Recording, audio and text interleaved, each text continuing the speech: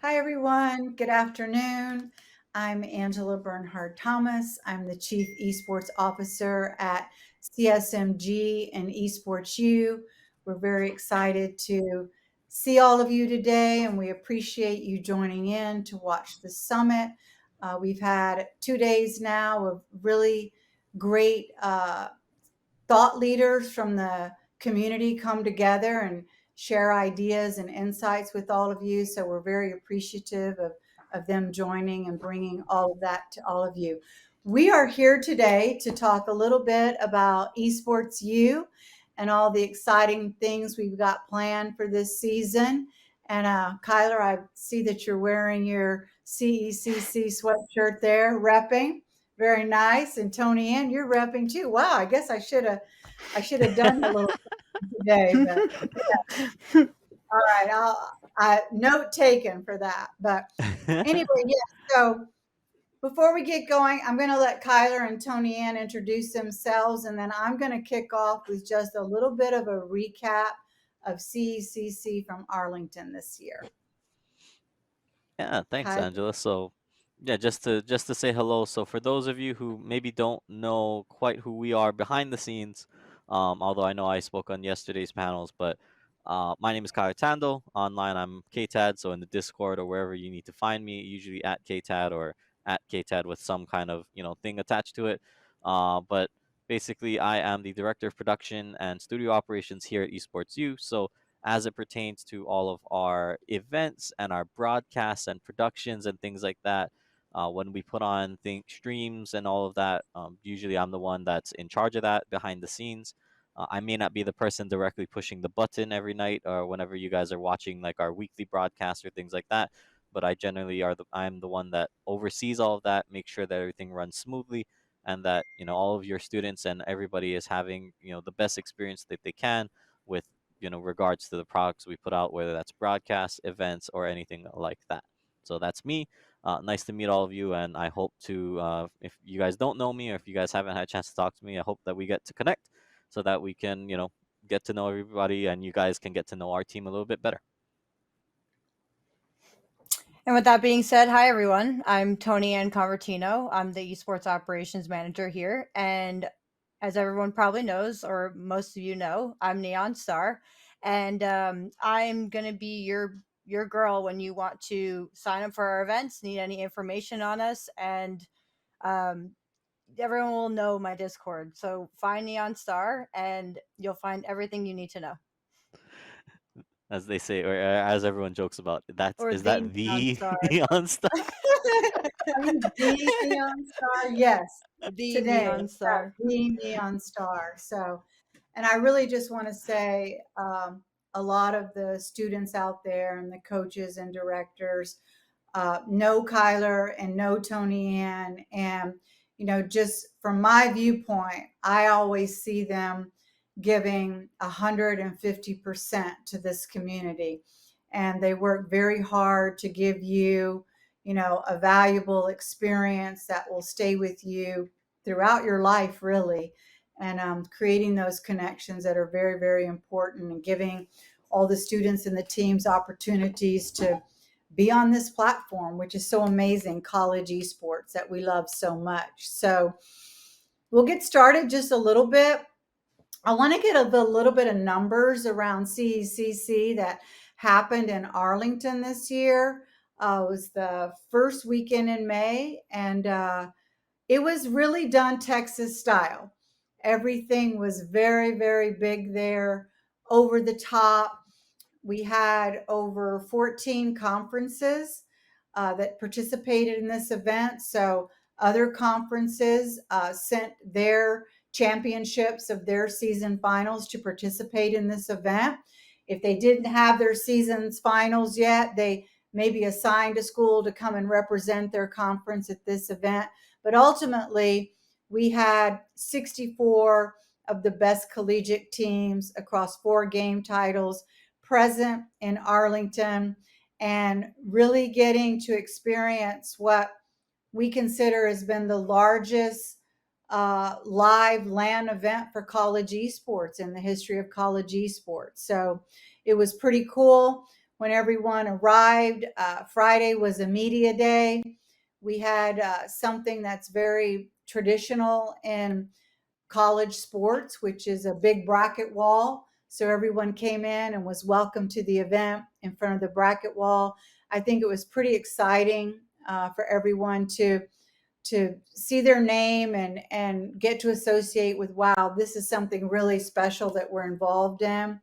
And people that aren't very familiar with esports, they got to chance to make the connection by seeing the bracket wall. And I wish almost we had a little third viewer here that could pop up some of these things we're talking about. But yeah, so it was very, very cool. And we had over 441 college students there competing, and many, many coaches and directors. We ended up having over 3,400 attendees across the 2 days, and that was really exciting.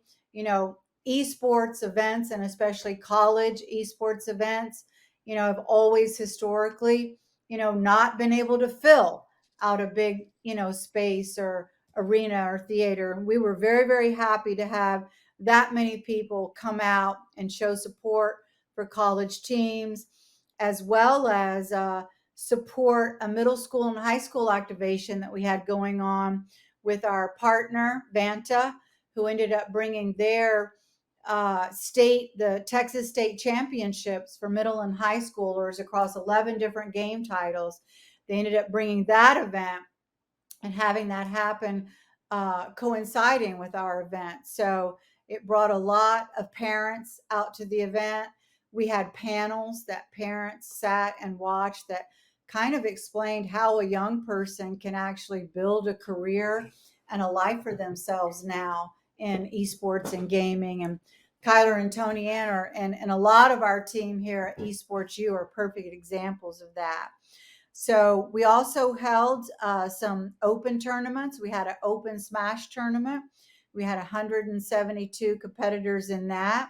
We had an Omega Striker event, which was a new game that was brought there by the publisher. We had 62 participants in that, gave big prize pools to both of those. And what that really did was extended, attendance out to additional communities across Texas. So that was a really cool way to get, people that weren't just interested in college esports to the event to see everything that was going on there. One of the coolest things we did is we had an IRL stream by Esfand, an influencer. He's part of OTK, and OTK is one of the biggest content creators currently on Twitch, their entire team there. And Esfand is one of the founders of OTK. He came out, went around the whole venue, talked to people, showed off all the activations booth, ran his own stream. I think at one point he had around 6,000 concurrent viewers watching him. He did a lot of really cool, funny things. He ordered a McDonald's dinner from the McDonald's app. McDonald's was, of course, our presenting sponsor. He also ended up putting on one of the McDonald's jerseys and walking around and showing off that. Smoothie King had made a really cool cup holder out of almost like a baby holder, and he ended up wearing that. There were just a lot of fun things that happened throughout the event. And we also had a co-stream with another very well-known influencer, Hungry Box. And so that was really cool. And he really got his community to engage with McDonald's and downloading the app. And we were able to provide a lot of value to our sponsors through these two influencer activations that happened there. And just quickly, I'll mention the four main sponsors we had were McDonald's, Smoothie King, PC Game Pass, and Apple Music. With PC Game Pass, we ended up doing a complete content series around women in partnership with Padia.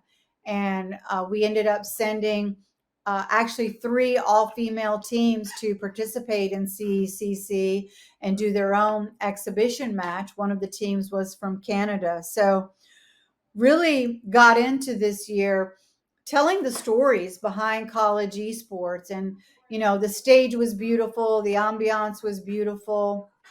Uh, the production teams did some amazing work between our own EsportsU studio and our production partner, Esports Foundry. And then, of course, working very closely with the production team at Esports Stadium Arlington. The production was just bar none, and I think really set a standard of expectations of now what the college esports wants and needs to deliver, and what brands need to have an opportunity to be part of. So we're very happy and proud of all of that. We had lots of organic social engagement. We had a lot of press coverage. Over 50 media outlets picked this up. Our great DKC, for our media partner, did an amazing job there. We had a beautiful jersey ceremony on Friday night, where every athlete that came to participate and compete received a fully branded McDonald's commemorative jersey. It's always one of the highlights of our events that students really look forward to receiving those commemorative jerseys that we've been making.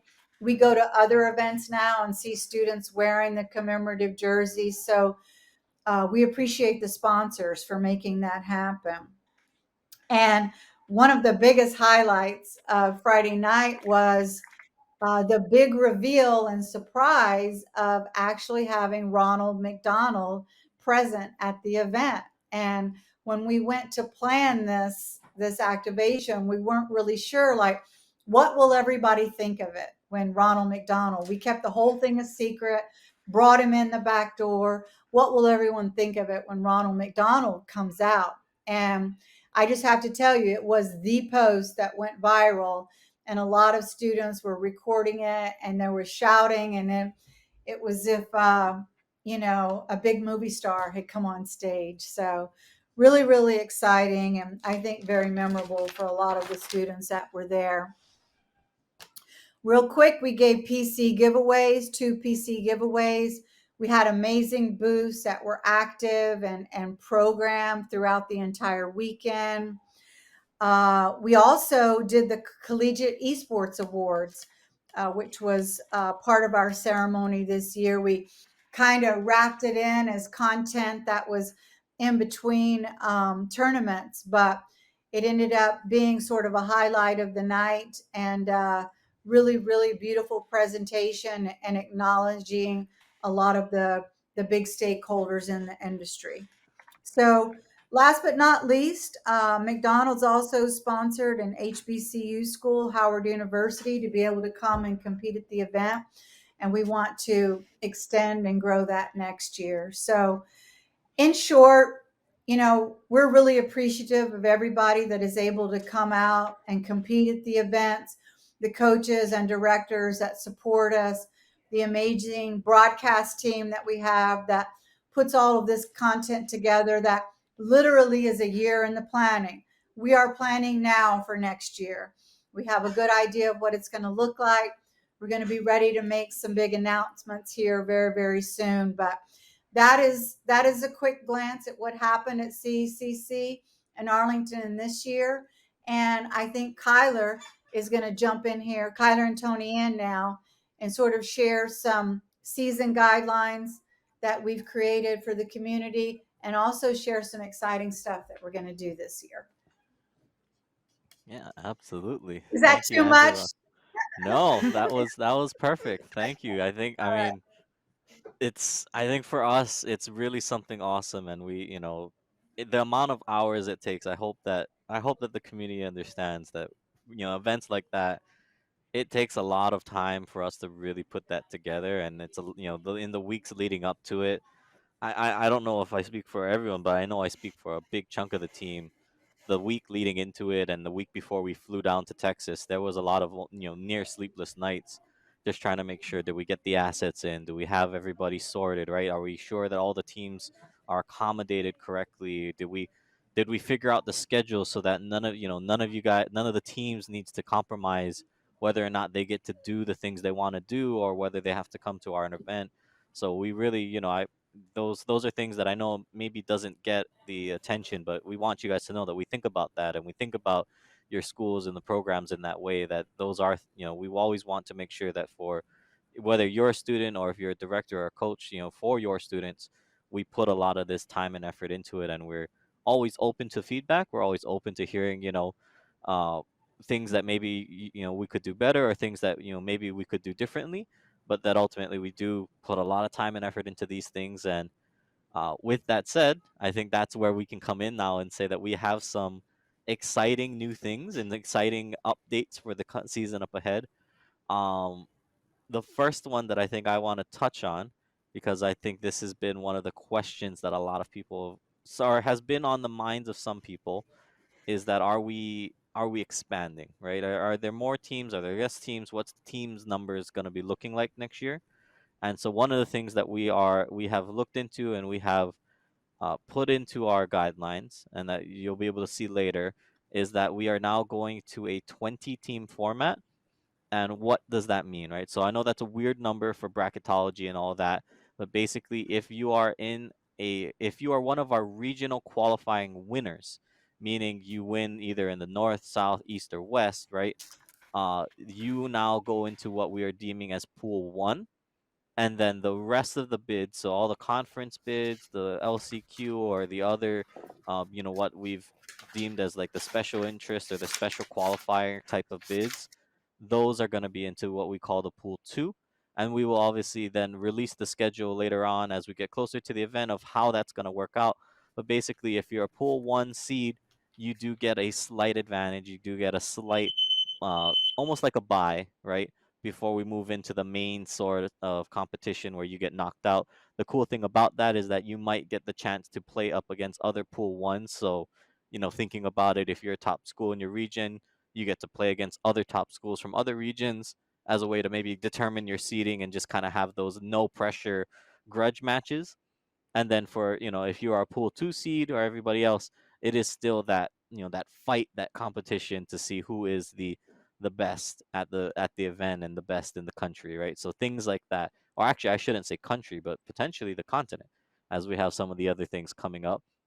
Now, that's the first thing that we wanted to talk to you guys about, to tell you that we have heard some of the feedback on that. But with that, I'm going to turn it over now to ToniAnn, because we also now have an update to. Oh, I guess it's not. Oh, yeah, there is an update to the regions and the maps. So, ToniAnn. So we would like to introduce Canada being formally involved in our regions. We have a regional map that we'll be posting on socials and Discord for everyone to see where they will fall in what region. For example, we have British Columbia in our west and Ontario in our east. We will be sending that out, so just look out for a post from us. And I guess with that being said, we could dive into our regions and what our regions will look like this season. So first things first, our East region will be staying in the fall. Dates are going to be later determined, but very soon. With that being said, the fall is now going to be including our Midwest. Our Midwest is transferring over from the spring into the fall. With that also being said, South is going to be split. So our South Open qualifier is going to be in the fall semester, and then the regional. So if you qualify, the regional is now going to be in our spring semester season. Just a little heads up for the South, so you are aware. I know rosters could change and everything like that, but we will have that under control with our 50% rule, as we always had in place. And then last but not least, West is also staying in the spring semester as well. So our four regions, again, East and Midwest, are in the fall, with the South, South Open qualifier in the fall. And then in the spring, we are going to have South Regional, and with the West and just with the West. So that is our regions for this year. Yeah, thanks, Tony. Mhm. So with that as well, then the next thing that I think we want to talk about is that this year we are going to also officialize or officially recognize. I know we did it last year as kind of a message us and you get the clearance and message us and talk to us, but we did want to also extend an official production whitelist. So for schools that compete in our events or schools that potentially want to cover some of the matches, knowing that we won't always be able to stream every game. So if it is your institution or your team is playing, you can definitely now message us and then get on to what we are putting as the public production whitelist. Basically, for those of you familiar and for those of you on the broadcasting end, it's just the blanket green light to say, yes, we trust your institution, we trust that you guys are competitive and you are integrous in your competition, so that we know that you guys aren't going to use the access to full spectator or the access to spectator in a malicious way. You guys aren't going to be relaying information back to your players, et cetera, right? All the things that comes with general production whitelist, so that if you are an institution or if you are a program that has a streaming and broadcasting team that wants to still cover matches, even if knowing that we can't, we won't be covering all of them, you can definitely get on the list and you can get on the whitelist so that you can stream it. The only thing, as always, is our disclaimer that, hey, if we, as esports you covering the CECC, we want to cover a match, or if rather as we get towards the back end of the bracket and those are the only matches we can cover, that we also then retain the right to say we are going to stream it, we are going to be the primary one streaming it.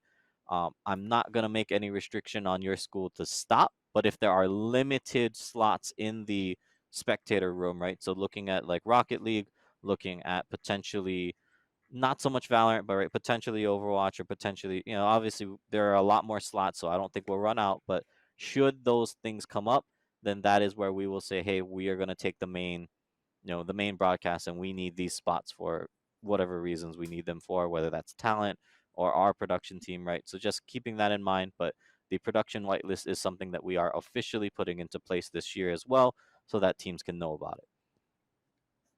Moving on from there, though, the next fun thing that I think we get to talk about, and just so you guys know, this has been something that has taken a lot of time, a lot of effort. We've put a lot of thought into this. There's been a lot of projections and uh, I want to say exercises that me and my team have personally had to go through to make sure that we could announce this and we get to talk about this. But this year, we are excited to announce our version of what we are calling what you would traditionally call a point system. So in this year, we are announcing the Commissioner's Cup. There may be a sponsor attached to this down the road, and there likely will be a sponsor attached to it. So don't necessarily think of it that this is the name that it's always going to be called. But for right now, we are announcing the Commissioner's Cup, and this is going to be our point system. So what do I mean when I say our point system? So moving into the academic year, our Commissioner's Cup will encompass our regional events, the last chance qualifier, and critically, conferences with bids into the CECC, and then performance at the finals.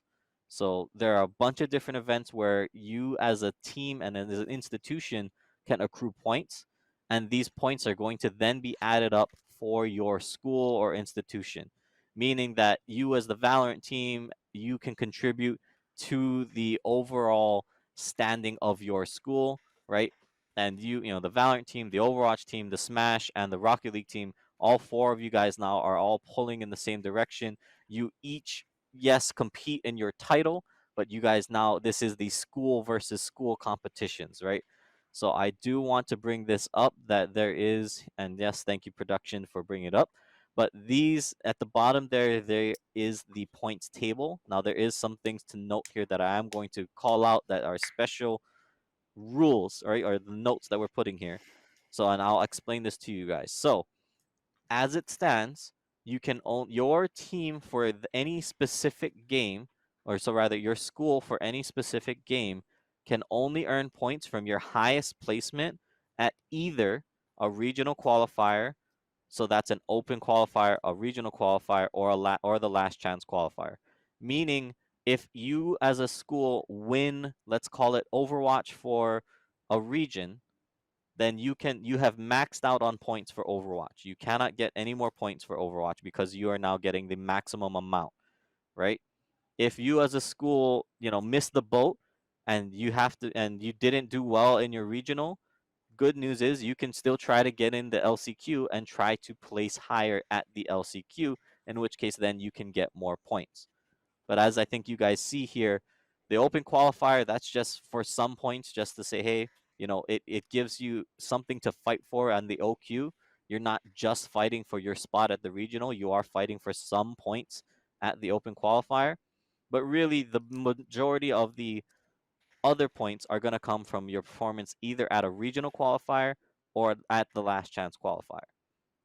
Worth noting that you can also earn points from conference championships. So we are going to look at this as if you are, for example, playing in the ECAC and you win the championship for their premier divisions. So not going to extend this all the way down because I know that many conferences have multiple tiers. So these are going to be for their, the top tier of division will play or whatever that case is for the conference. Then you can also accrue points for winning in that conference. So for schools that are able to play in multiple conferences, yes, there is a potential advantage here, but also it does give some pride and some association for those regional conferences that do play with us, but that ultimately it's not something that's going to make or break your championship. That is where you want to look at it, and I think this is the most critical point. Performance at finals is what will matter here. So if you are the school, right, you want to do your best. Performance at the end of the event, the final event, that's what matters most. That's what's going to get you the most points. So it means, on the weekend of, if you are, on the Smash team and you're seeing your Valorant team up there, you want to be there cheering, you want to be there supporting, because that could make the difference between you as a school winning out and taking the cup for yourself, or whether you guys come in second. And there will be, we are looking to put some good pool behind this and some really great, attention and influence around it. But just kind of keeping that in mind, guys, that this is the school versus school competition now, not just game by game. You guys are all going to be rooting for your fellow classmates and just seeing how you as a program can do. So for coaches and directors, I hope this also then gives you a little bit of idea that, hey, if you're not fielding a team in one of our 4 main games, might be worth thinking about, especially if you're in a region where, hey, there isn't maybe as much competition in that title right now. Getting yourself to finals could be a big help and a big way to get your points. But I think we know who we're talking to when it comes to who wants to fight at the top of the table. You guys know who you are. Good luck, and we wish you the best of luck as the season progresses.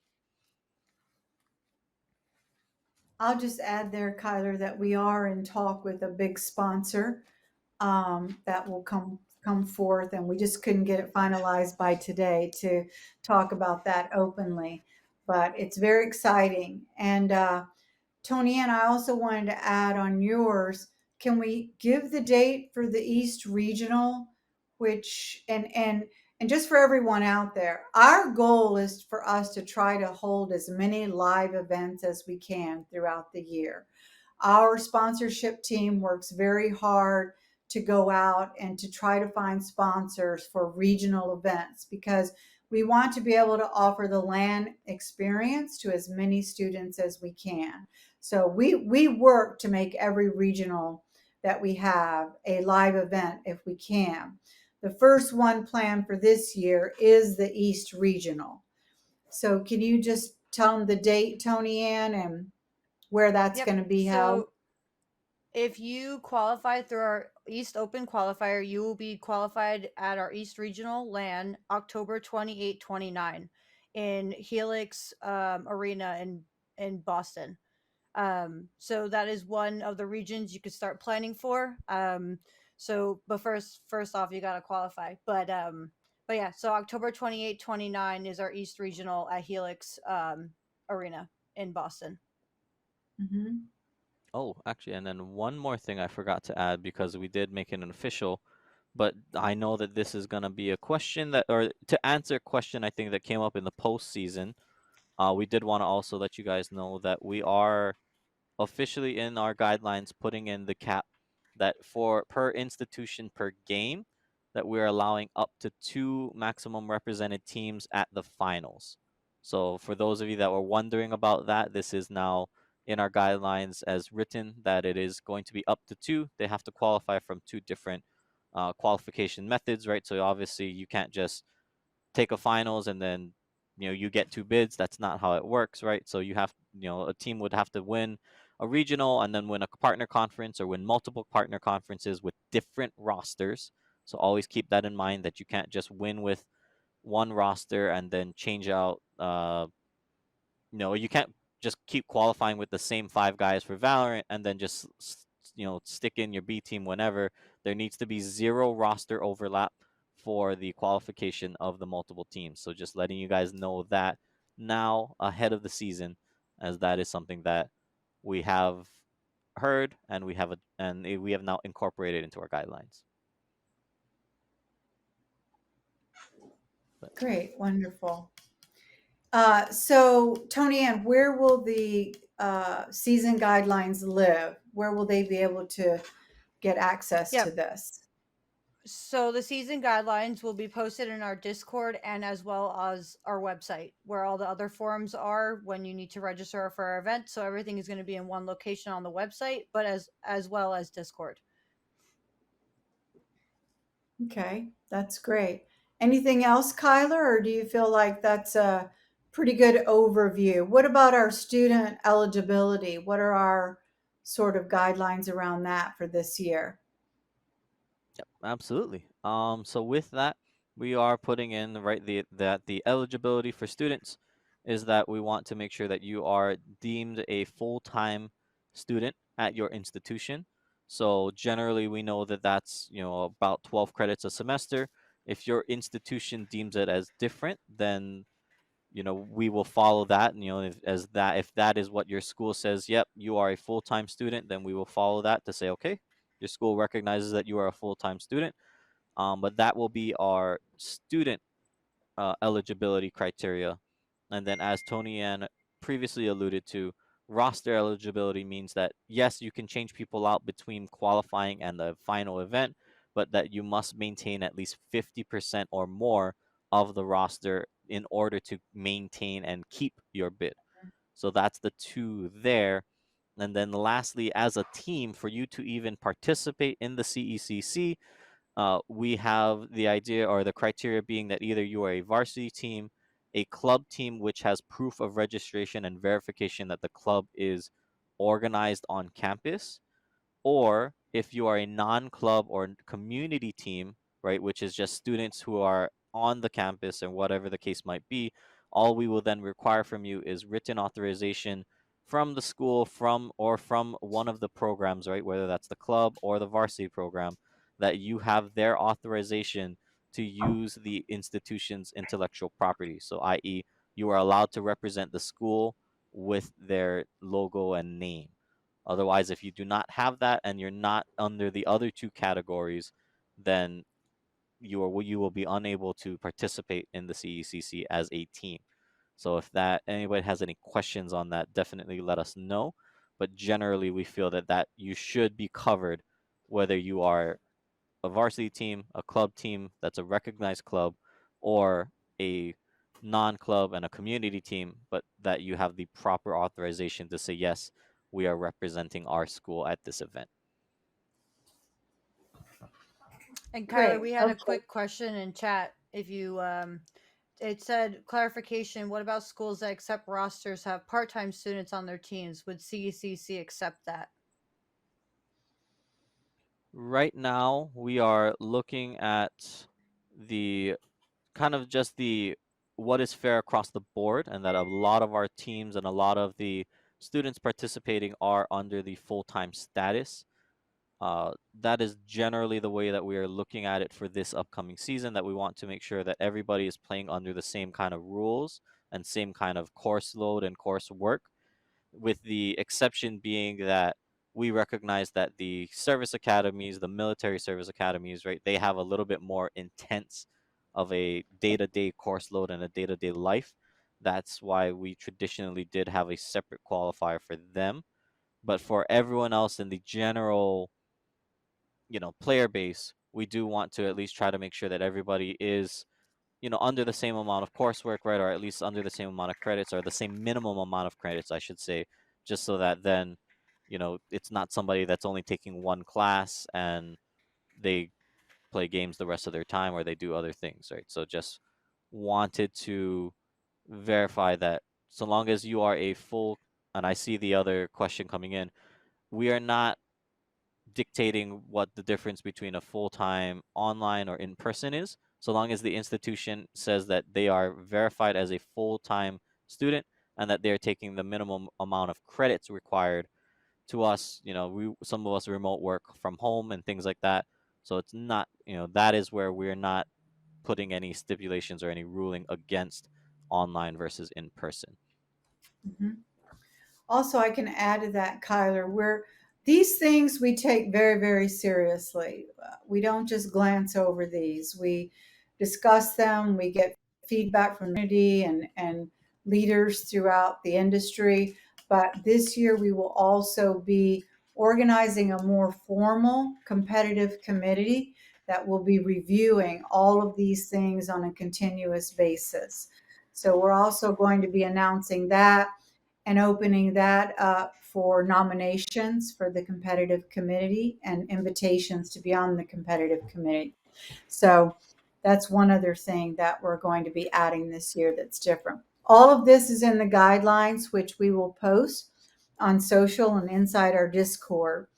And just, is there anything else you guys want to touch on? I just want to kind of add a couple things before we wrap it up here. Is that okay?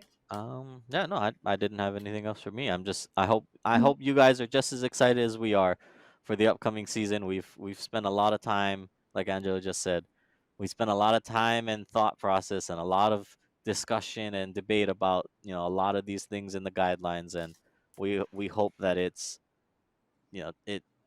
brings you guys the same amount of excitement as it does us, because I think we're in for a very competitive and a very exciting season, and that's what I would have to say. And And I'd also, like to just add. Oh, sorry. go ahead, Nan. Go ahead. No, I was just going to add about the regions again, since it was popping up in chat. There were some state changes. So if you were competing in our Midwest or South as of last year, you might be in another region.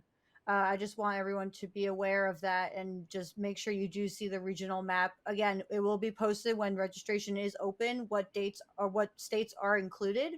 But I like to just add that there were some state changes for our regions. Yeah, specifically, if you want to know it, Virginia, West Virginia, and Kentucky, you guys are now in the South, as we heard the feedback on it, and we moved you guys Mm-hmm. to your correct region. Mm-hmm. And that's a really good point. So if you get the guidelines and you have any questions or comments, everything that we create in general is in response to the community voice. So if you have some questions or thoughts around making things better, we're always open to that. How do we make things better for the community? That is our primary goal, and make this experience memorable and valuable for each and every one of you. So, just before we go, I just wanted to touch on CECC is not the only thing we do at EsportsU. We actually do quite a few other things in the space, and I'll just touch on it real quickly. We have a program called the ACE program, Accelerating College Esports, for any institution that wants to stand up a club sport or put together a varsity esports team. We can help you with all of that. If you want to build a facility on campus or want to upgrade the equipment in your facility, we offer that service as well. It really is a full 360-degree service solution, a one-stop shop for esports programs and facilities on campus. And the ACE program is in partnership with our very great strategic partner, Esports Foundry. So we work hand in hand very closely with them on all of those activities. We also have an in-house creative service team called AFK Studios, where we work with influencers and creators and brands that want to reach casual gamers on campus. So not everything we do is just about esports. We also are a conduit for many brands to reach, large numbers of gamers on campus. So we have that. And of course, our studio, which Kyler runs, we also do white label service work, production work from the studio. We can come to your school if you want to organize a regional event and want us to come and help you run an event. We can do that. So live events, virtual events. We are going to be announcing we're also doing conference operations for multiple conferences this year coming up, and also running broadcasts for multiple conferences. And so if you ever get the chance to tune in to our EsportsU Twitch channel, last year we created about 1,000 hours of the best, esports college matches curated every day during fall season and spring season.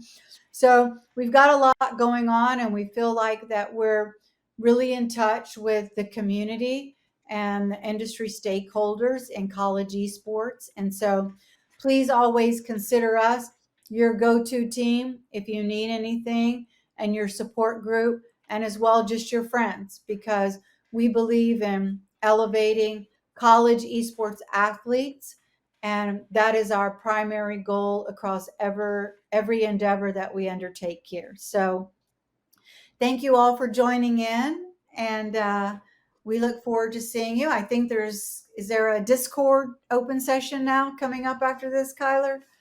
Yeah, so for those of you that want to just come and hang out with us or hang out with some of us, we will be in the EsportsU Discord, right? So that's discord.gg/esportsu.